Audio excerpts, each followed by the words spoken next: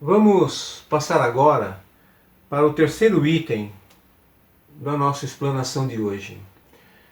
Vamos falar sobre propriedades da matéria. Vamos falar sobre características da matéria nesse nosso terceiro item. O peso é uma propriedade, uma característica essencial da matéria. Vamos colocar aqui, esta matéria ela está nos citando no sentido de corpo físico, ou tudo aquilo que tem a massa. Então, a matéria bruta, densa, dos corpos físicos, que tem massa, podemos pesá-los.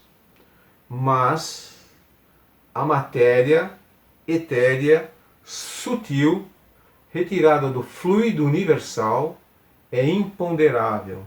Não se pode pesar. E por que não se consegue pesar? Se nós quiséssemos fazer isso, não teríamos condições de fazê-lo.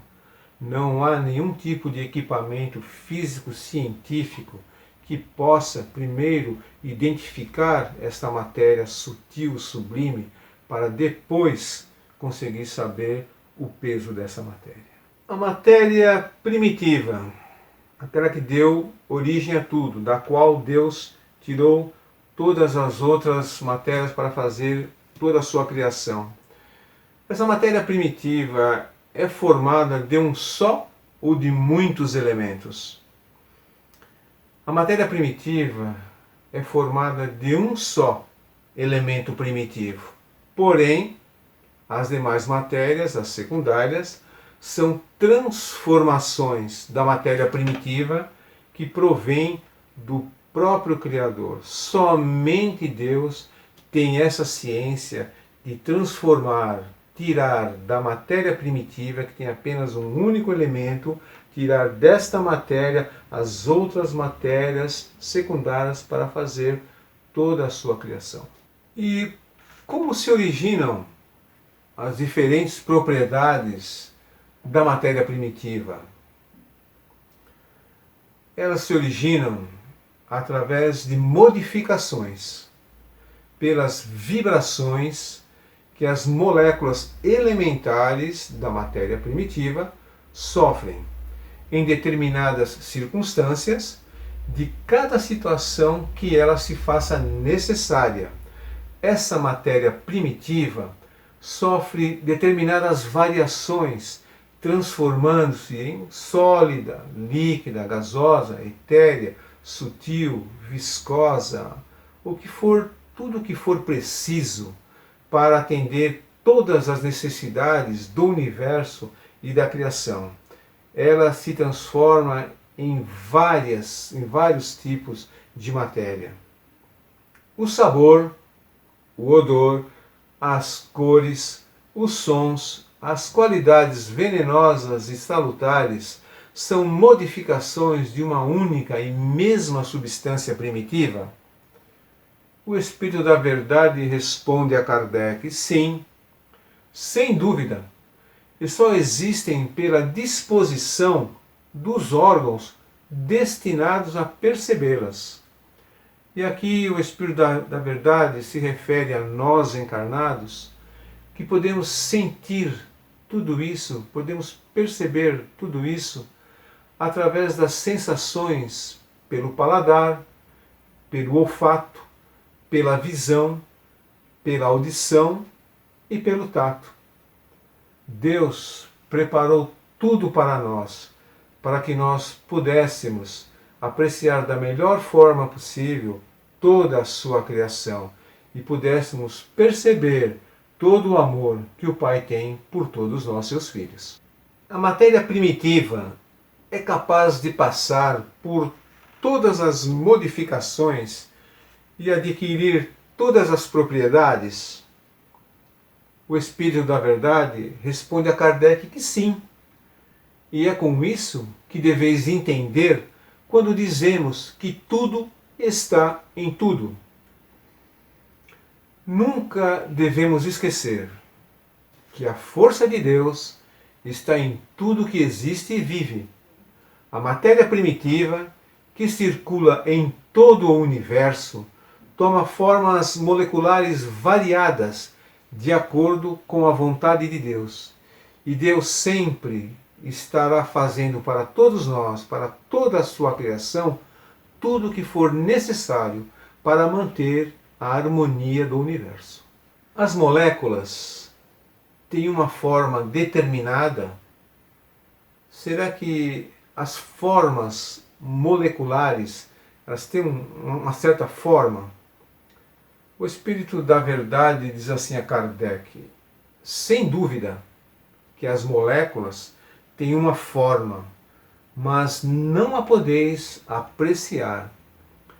Por que ele nos diz que as moléculas têm formas moleculares, mas nós não podemos apreciar? Porque atualmente, no estágio evolutivo em que nós nos encontramos, nós ainda não conseguimos desenvolver nenhum tipo de equipamento físico, científico, que possa detectar esta forma molecular. Porque não é de origem material, é de origem espiritual, como um fluido sutil. As moléculas elementares da matéria primitiva, daquela primeira que é formada por um único elemento, têm forma constante, um único elemento. Mas as moléculas secundárias, que são derivadas da matéria primitiva para fazer os outros tipos de matéria, que nós chamamos de matérias secundárias, elas têm formas variáveis. Então nós não conseguimos, em hipótese alguma, detectar esses tipos, seja primária ou seja secundária, porque nós não temos como medir isso, né? É espiritual, é um fluido, é algo muito sublime, muito etéreo. Nós ainda não temos conhecimento e eu acredito que ainda vai levar um bom tempo para que a gente consiga desenvolver um equipamento para medir as coisas espirituais. Vamos falar agora sobre o quarto item do nosso segundo capítulo do primeiro livro. Vamos falar sobre espaço universal. O espaço universal é infinito ou limitado? O espaço universal é infinito. Mas a mente humana ainda não é capaz, mesmo com a razão mais apurada, de perceber o que é essa imensidão do infinito que nós já ouvimos falar. Nos falta capacidade de compreensão. As verdades só nos serão reveladas de forma gradativa através da evolução espiritual, pelas reencarnações, em sequências intermináveis. Nós precisamos ainda nos elevar em espírito e em moral. Nós ainda não temos capacidade de discernir o que é esse enorme quintal do Pai, digamos assim, esse espaço universal, esse espaço infinito que se perde na nossa razão de raciocínio. Não temos como avaliar isso ainda, mas temos como nos melhorarmos. Temos como, a partir de agora, mudar a nossa vibração, nosso padrão moral. Podemos encher os nossos corações de amor para com o próximo. Podemos começar já a mudar esse tipo de situação para mais próximos podermos conhecer as maravilhas do plano espiritual. E o vazio? O vazio absoluto existe em alguma parte do espaço universal? O Espírito da Verdade responde a Kardec: não, nada é vazio. O que é vazio para ti está ocupado por uma matéria que escapa aos teus sentidos e aos teus instrumentos. Esse fluido sublime, muito etéreo, nós não conseguimos detectar nem nos nossos sentidos físicos e nem por instrumentos científicos, como ele quis dizer aqui. E por que não conseguimos? Porque nada é vazio. e toda a criação do Pai é envolvida pelo seu éter cósmico. É o éter cósmico do Pai que envolve toda a criação, que não deixa com que nada se torne e fique vazio. São fluidos altamente sensíveis, capazes de registrar até os nossos pensamentos com nitidez absoluta e ainda gravar todos os sons e imagens emitidos por nós. E aqui nós temos Deus onipotente, Deus onisciente, Deus onipresente. Portanto, vigiemos os nossos passos, porque Deus julga os nossos atos. É importante que nós aprendamos o amor ao próximo, a vigiarmos os nossos pensamentos, as nossas atitudes, agirmos com o próximo como gostaríamos que agissem conosco, amarmos ao próximo como gostariam que nos amássemos. É importante que nós sejamos sempre na vibração do Pai, na oração, no agradecimento ao Pai por mais um dia de vida, por todas as bênçãos e graças recebidas, por tudo que o Pai nos dá, por tudo que o Pai nos tem dado.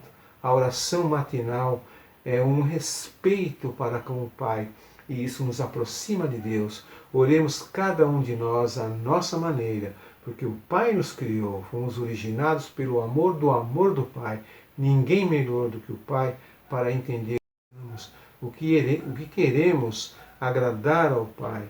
Oremos ao Pai todas as manhãs em agradecimento e assim estaremos mais perto de Deus, estaremos mais próximo do início da nossa evolução espiritual. Falamos do vazio do universo, mas o que nós precisamos é encher de amor os nossos corações, de disciplina a nossa mente, de fraternidade os nossos sentimentos e atitudes com o próximo. Esses tesouros cheios de luz despertam em cada coração humano a luz do entendimento e do esforço próprio na claridade da alma.